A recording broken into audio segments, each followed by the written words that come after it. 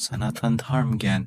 नमस्कार दोस्तों, आप सभी का हमारे चैनल सनातन धर्म ज्ञान पर एक बार फिर से मैं बहुत बहुत स्वागत करती हूँ। मैं आशा करती हूँ आप और आपके परिवारजन स्वस्थ होंगे तथा बहुत ही अच्छे होंगे। मैं हमारे चैनल पर आपको महाराज जी से जुड़ी बहुत ही अद्भुत विशेषांकों के बारे में बताती हूँ। यह विशेषांक आपके जीवन के लिए बहुत ही लाभदायक तथा प्रेरणादायक भी होते हैं।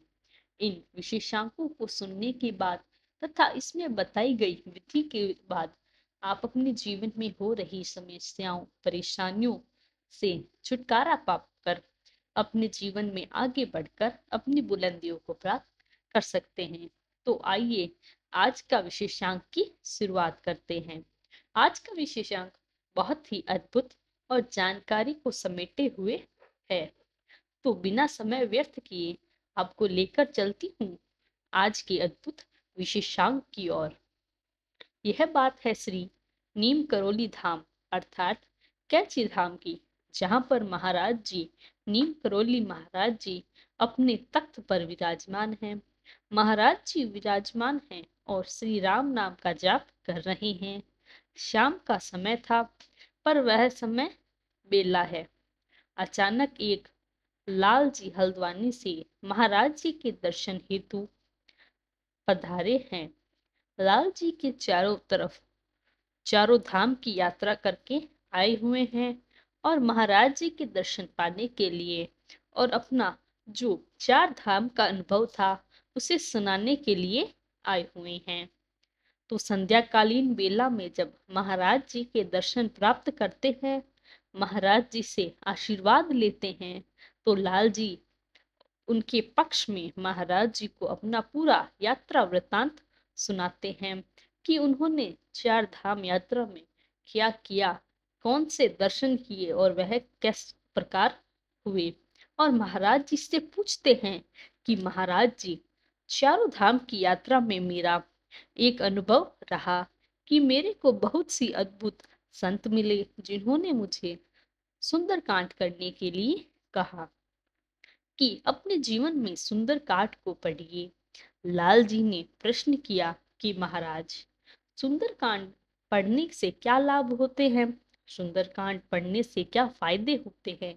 महाराज पहले तो हल्के से मंद मंद मुस्कुराते हैं और एकाएक कहने लगते हैं कि जीवन में सुंदरकांड यदि कोई व्यक्ति निरंतर करता है या उससे अपनी रोजाना की जो जीवनचर्या है अर्थात अपनी दिन भर की जो दिनचर्या है उसकी शुरुआत में या उसके अंत में सुंदरकांड को वो पाठ करता है, सुंदरकांड को स्थान देता है, तो ऐसा मनुष्य जीवन में बहुत ही सुंदर अनुभवों को भोगी बनता है। वह और जीवन में उसके सब कुछ सुंदर हो जाते हैं। अर्थात महाराज जी आगे कहते हैं कि सुंदरकांड की यदि आप महिमा जानना चाहें तो सुंदरकांड का रामायण का एक ऐसा प्रसंग है जिसमें सीता मैया को जो श्री राम जी से विरह था उस सुंदरकांड के अंत में हुआ है। क्योंकि सुंदरकांड से पूर्व जितने भी कांड आप श्री रामायण में पढ़ेंगे उसमें आप पाएंगे कि सीता माता के हरण के पक्ष सीता माता का जो विरह का जो समय व्यतीत हुआ वो बड़ा ही दुखदायक था, वह बड़ा ही कष्टदायक था और सीता माता को बहुत ही कष्ट वहां सहना पड़ा। तो तुम्हारा जी कहते हैं कि सुंदरकांड में सीता माता को श्री राम जी की खोज खबर मिली। हनुमान जी ने श्री राम जी के विषय में सीता माता को आश्वासन दिया और उन्हें ढांढस बंधवाया था कि बहुत जल्द आपको श्री राम जी लेने आएंगे। अर्थात जब हनुमान जी सीता माता से मिलने जाते हैं तो वह उनसे कहते हैं कि श्री राम जी का मैं दूत हूँ और आपको श्री राम भगवान लेने बहुत जल्दी आने वाले हैं और आपके जो विरह किए हैं, जो समय सीता माता ने और उन्होंने इसका अंत होने जा रहा है। तो महाराज जी कहते हैं कि जिस भी घर में सुंदरकांड का पाठ निरंतर होता है, वहां सब कुछ सुंदर हो जाता है।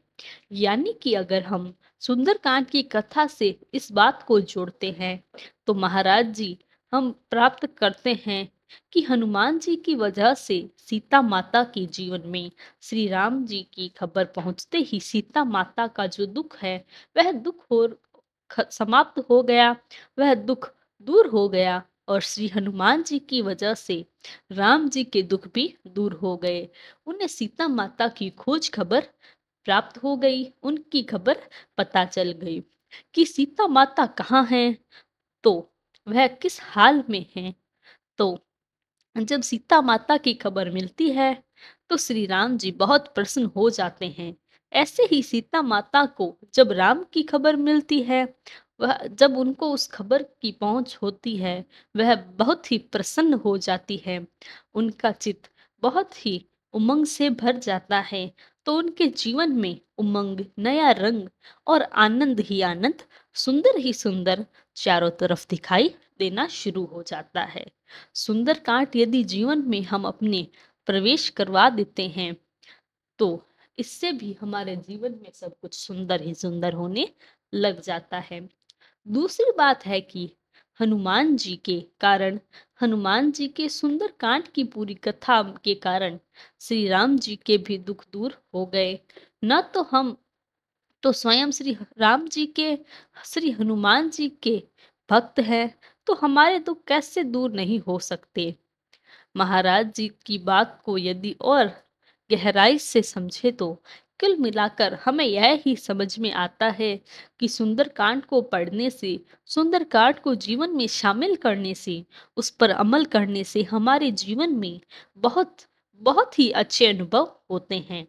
इसके इतने चमत्कारिक फायदे हैं जितने आप कभी ये समझ भी नहीं सकते।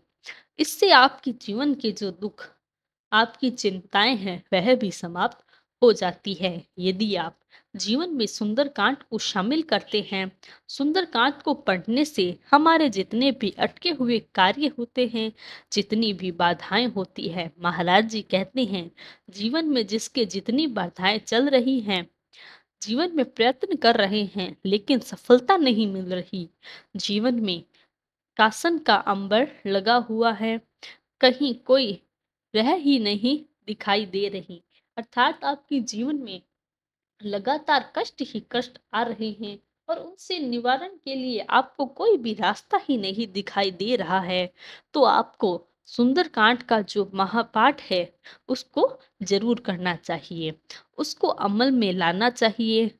और हमारे जीवन में जितने परिवर्तन आते हैं, ऐसे ऐसे चमत्कारित अनुभव आपको होने प्रारंभ हो जाएंगे जो आपने जीवन में कभी सोचा भी नहीं होगा। इतने लाभकारी होते हैं सुंदरकांड के पाठ को पढ़ने से, हमारे जीवन में परिवर्तन होने लगते हैं, इतने सुखद होते हैं, सुंदर ही सुंदर हो जाता है। जीवन में सब कुछ आपको बहुत भाग्यशाली महसूस कराएगा। जितनी भी घटनाएं जीवन में होंगी, इसके पक्ष में आपको स्वयं चंकित कर देंगी। महाराज जी ने ऐसे ही भक्त को कहा, लाला जी को यह बात कही।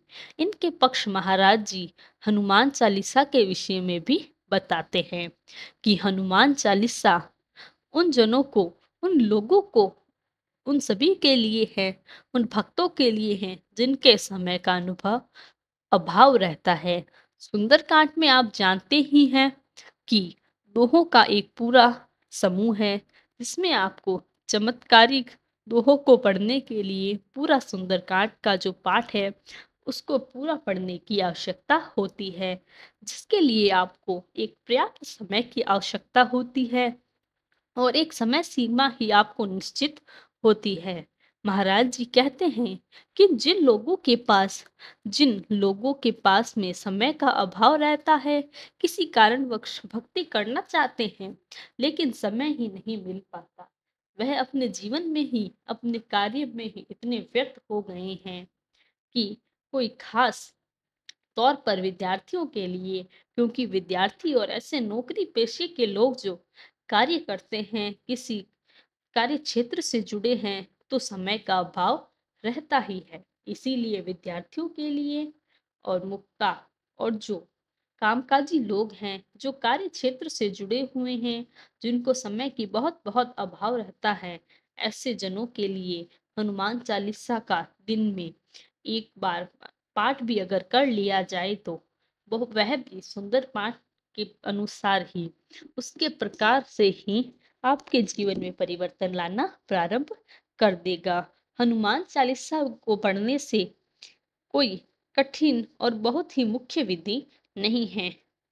यह हनुमान चालीसा आप जानते ही हैं, जो कोई भी है वह उस विधि से है, जैसा भी है, हनुमान चालीसा का पाठ करता है और नित्य हनुमान जी की पूजा अर्चना करता है, अर्थात आपको किसी विधि विधान से ही नहीं, सिर्फ अपने मन से, अपने तन से, सच्चे मन से ही सिर्फ हनुमान जी महाराज को याद करना है और हनुमान चालीसा का मंचन करना है।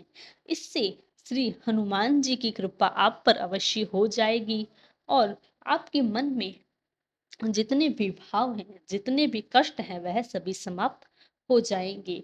और इसी के साथ ही हनुमान जी जो है वह श्री राम जी के परम भक्त है, तो आपको भगवान श्री राम की भी कृपा प्राप्त होनी प्रारंभ हो जाएगी।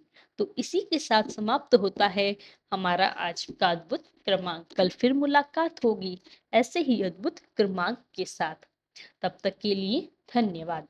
यदि वीडियो अच्छी लगे तो लाइक, कमेंट, शेयर और चैनल को सब्सक्राइब करना ना भूलें। तब तक के लिए धन्यवाद। आपका दिन मंगलमय हो। जय गुरुदेव।